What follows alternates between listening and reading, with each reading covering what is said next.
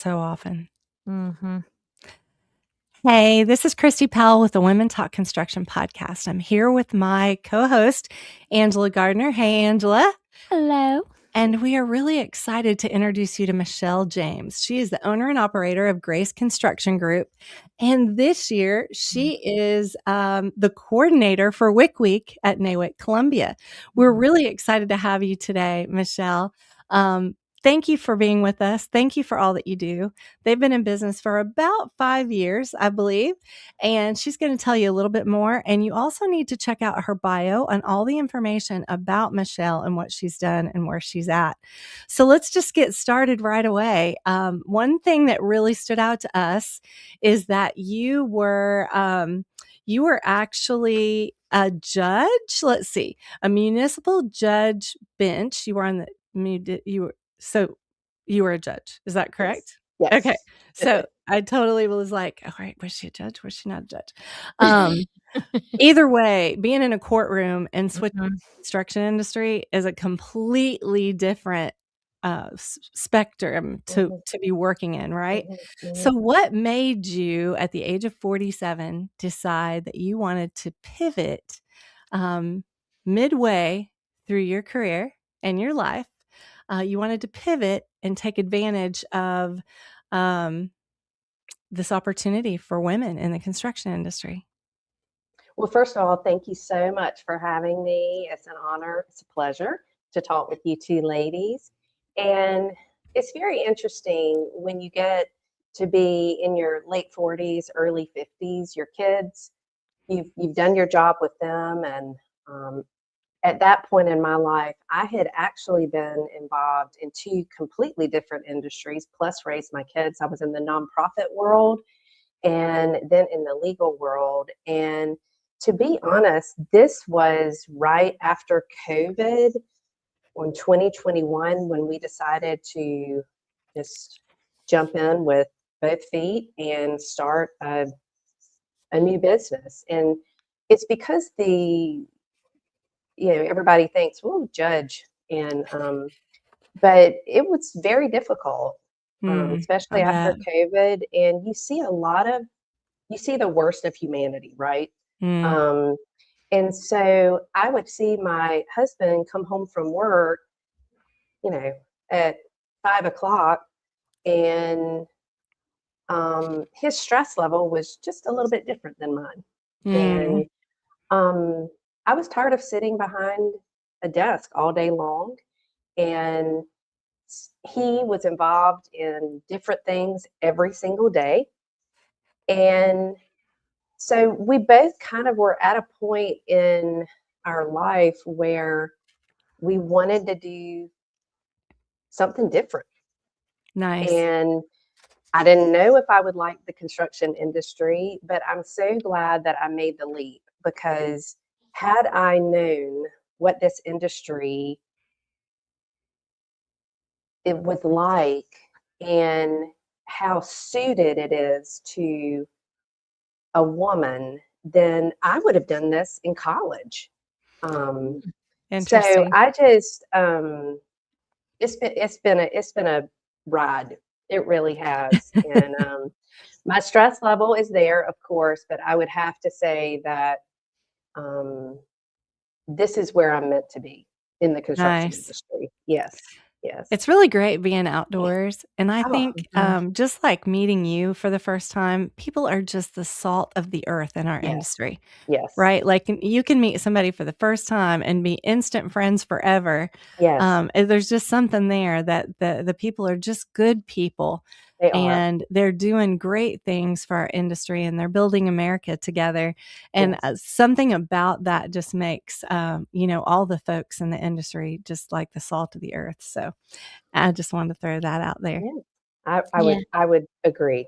A lot different than the people that I was around in the legal world. So yes. Yeah, I don't think we've heard that perspective yet on any of the shows. So it's so interesting to hear everyone's insight, especially when they're making these transitions. And especially we're seeing a lot of women in our industry change and make changes, at midlife. And it's so interesting. And I think with the construction industry, it's set up to use our skills that we've learned over the last 25 years, how to be organized, how to do multiple different things, be a mother, but also work. And I'm still a daughter to my parents. We do so many things. And the construction industry, you have to pay close attention to detail, be very organized. It's very process driven. So I think that suits, especially women our age. I think we bring a lot to the table. And this is a very unique industry because it affords women the opportunity to start again, whereas you can't do that in the legal industry. It's just very interesting. And I would encourage other women to consider, you've raised your kids, consider getting into the construction industry. There's so many opportunities, and I've met so many different women, from sales, from project managers, superintendents, from vendors to admin work. I mean, it is just, opportunities are out there, and it's very well suited to our personality and how God made us. Yeah. And you can pave your own path. That's what I loved about it, right? We all have unique gifts. If you can pave your own path and use your own gifts, why not? I mean, you might be creating something that nobody else has created before, right? And that's what's so cool about it, is you can pivot whichever direction you want to pivot, and it's still going to be advancing the industry. Right. And it's very interesting because we still are in the minority, and I walk into pre-bid meetings and owner architect meetings, and a lot of times I'm the only female there. But I see an industry wide open for women to come in and be so successful. So anyway. Yeah, well, one of the women we introduced you to is Tommy Jones, and hopefully y'all are still connecting. So she's also been on our show as well. But let's dive into the next question. So tell us how the decisive nature of the legal field translates to managing subcontractors and direct leadership at Grace Construction. Well, it was such a gift for me to be in that world and then start this company, because the legal world is all about contracts, processes. You're worried about liability. Right. And so when we started this business, we are a family business.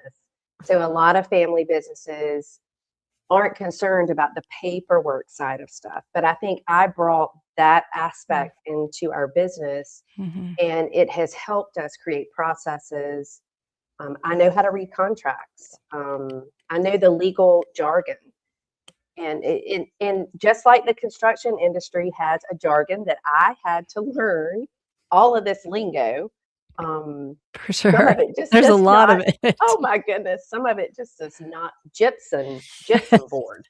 I mean, just the little stuff you have to learn. Well, that's the legal world too. If you pick someone up from the construction industry and place them in the legal world, they wouldn't know all the. So, but I think that really helped us to make sure we were setting up our business the right way and operating it as a true business that has family members working together, not a very relaxed family atmosphere. I really run the company as a business. So the legal world really helped me with that, I think. Awesome. So speaking of family business, I think this is an important message for our audience. If somebody is thinking about doing what you've done, right, no matter what their age is, what would you suggest the how-to of transitioning? What would be the how-to of transitioning a family operation into a structural growth-focused company with actual accountability? I think number one is communication, and how that plays out in our company is we actually have company meetings. And it's very interesting because when we first started this, we were still in growth mode, and the company was the family. And we were sitting all around the table, and there was a lot of horsing around going on. And, I'm the only female in our company, and I'm the only female in our family. So, but that structure, that accountability, that can come when everybody has a voice at the table, and let's see what's working. Let's see what's not working, and let's put processes in place that will move us forward. And I think early on, we realized too that we kind of had to rally around a mission, and making sure that the projects that we take align with our mission.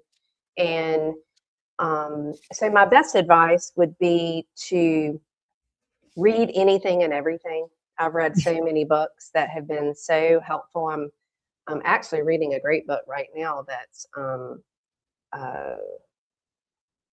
Profit for Contractors. I just read anything and everything I can get my hands on, and then try to implement that into the business, because I was learning a whole new industry. But those meetings, communication, documenting everything, and then setting goals, and then making sure that we're following up on those goals. That will ensure that your company is running like other companies that aren't family operated. Sometimes I have to put on the owner operator boss hat, and but then I have to say, okay, this is your mother speaking. Yeah. Or if something's not going right, and then at the end, just remember, I'm still your mom and I love you, and it's very interesting. It's a challenge, but it can also be a blessing. Yeah. What great advice. Thank you for that advice, Michelle. I'm sure a lot of our listeners are really going to appreciate that advice.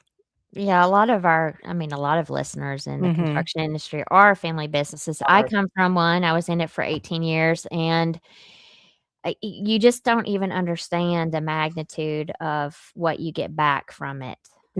Because you can also do so many things with it. And I think that it's interesting what you shared. You have the folks in the business that bring the knowledge and everything, but then you have us, sometimes the females. And I say that because I did exactly what you did. I came into the business and I was like, "Ooh, Dad, we need some processes in place. This is great how it's going, but we need to remember this stuff. If we have people that leave, we need to have them understand how to do that then, or how to keep perfecting it." So, I think that's very important. But so our guests always send us a list of what they'd like to talk about. And I'm actually going to read verbatim what she says here, because I actually love it. And Christi and I talk about it so often.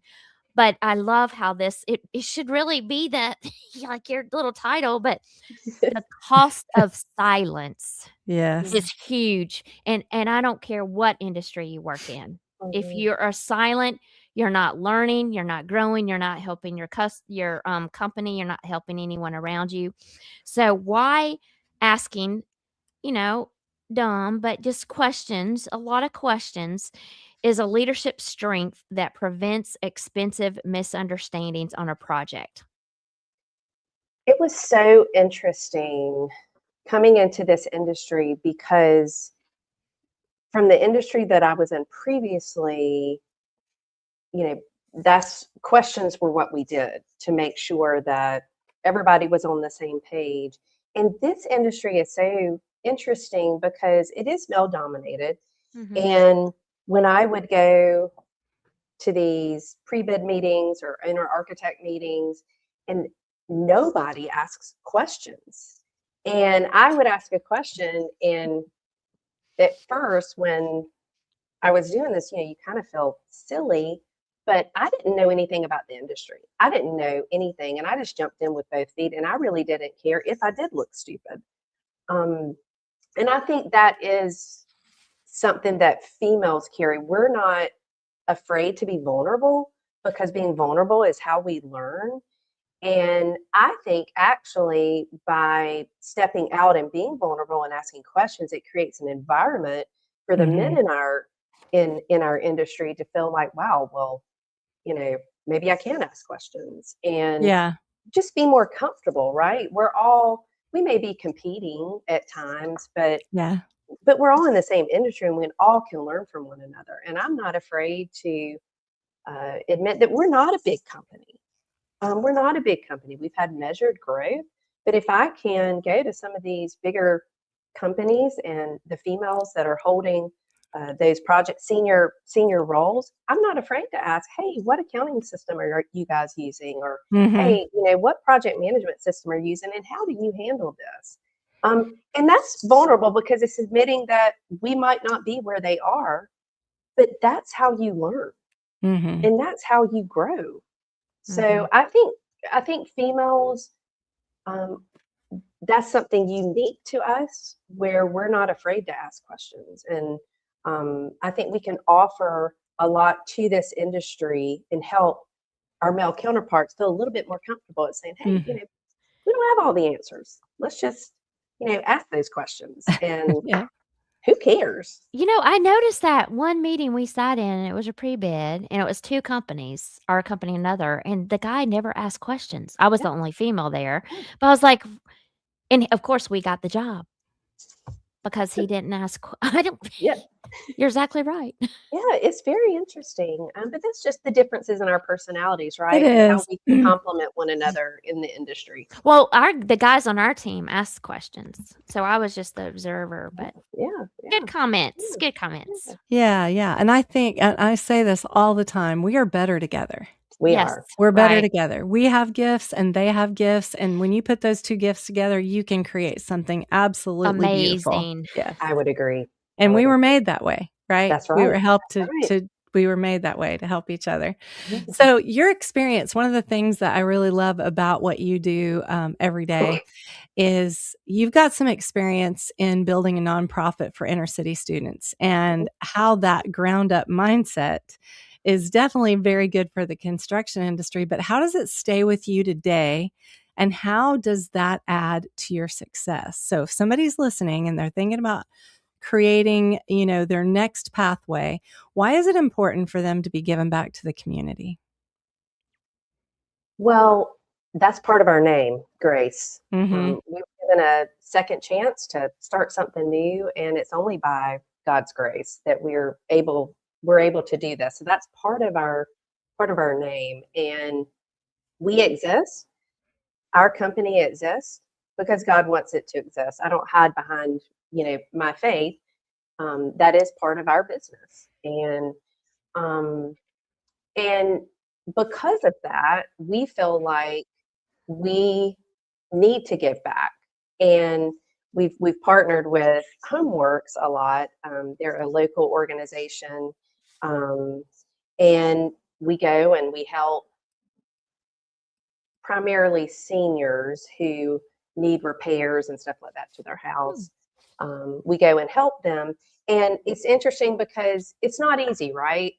We're giving up a work day, and sometimes the guys are like, oh, I don't want to do this. But at the end of the day, everybody is so excited because we've helped somebody. And I think it's a good team building. Absolutely. When you can get behind the cause and remember that this is work, but there's a greater purpose for why we were put here on this earth, is to give back. And we will continue to do that. That will be the heart of our company. As long as I have breath, we will give back, and we will remember that we are here and our business exists because God wants it to exist. And so that's at the heart of our mission. We're guided by grace. So, amen. Does your nonprofit have like a website or So my nonprofit is no longer in existence because they tore the, we operated in Columbia in the inner city, and they tore the housing projects down. Our, for those that are listening, some will remember we were called Prosperity Project, and we serviced anywhere from 75 to 125 students throughout the year with after school programs. We had a privately funded preschool that we had started. The housing community was Gonzales Gardens. It was downtown, and it was organic. Our family just saw a need and started it just like this construction company. So I think I like starting up stuff, apparently. But it's fun. I do but too. we had to shut its doors. Our board decided we couldn't, because it was so dedicated to that one specific area. When they tore the housing community, all of our families were dispersed throughout Oh, yeah. Columbia, so we couldn't continue. But Well, that's so typical of family businesses, you yeah, grab on to things. I know for us, it was, getting involved with, learning disabilities because one of our children were born with one, and so, right, it's just cool to see families because they are kind of the backbone of the giving back Community. and giving, contributions, a lot of yes, time, and that's what I'm hearing you've done. And in fact, you're even encouraging and teaching your, that's how you grow your company family. that's right. And we That's love that right. because, of course, that's a big part of mine and Christy's stories, and why we just connect so well is because we love giving back and lifting others up, and that's exactly what you're doing with your family, and we're sad to see this conversation leave, but Aw, we since you're so close to Christy and I, we get to see you a lot, so we're so Yes. that's excited right. about that. Come on But down to Columbia. I know, come down. But share with the audience how they can get in touch with you, what you Sure, wanna leave them with for, today's. sure. Well, I appreciate y'all having me on and this conversation, and it's been a pleasure. But if anybody wants to give us, find me or find our company, we're on our website is www.gracebuilds, and that's with an s.com. You can hit the contact button there. That goes actually straight to me, so I'll see it and can reach out. Or you can find me on LinkedIn. Our company is there, Grace Construction Group, or I'm on there personally, and just hit me, send me a message, and would love to speak to you. We're always looking for new jobs, so Awesome. And yeah. where do you work? Like, where so So our audience knows, like. so we're in the Midlands of South Carolina, and kind of our rule of thumb is anything that is within an hour of Columbia, we'll travel to. Okay. Because we're still Okay, fairly good. small, and we don't want to stretch our resources, but we'll travel within an hour of Columbia. So Okay, great. not Greenville yet, but Not yet, but but maybe one Okay. day. Charlotte someday too, Yes, right? yes, yeah, yes. yeah. Well, Thank thank you you. so much. Well, it's Yeah. been a pleasure. Thanks, ladies. We appreciate you, and I'm sure our audience is really gonna love this conversation. Oh, yes, they are. Yes. Thank you very much for being on, Michelle. Thank you.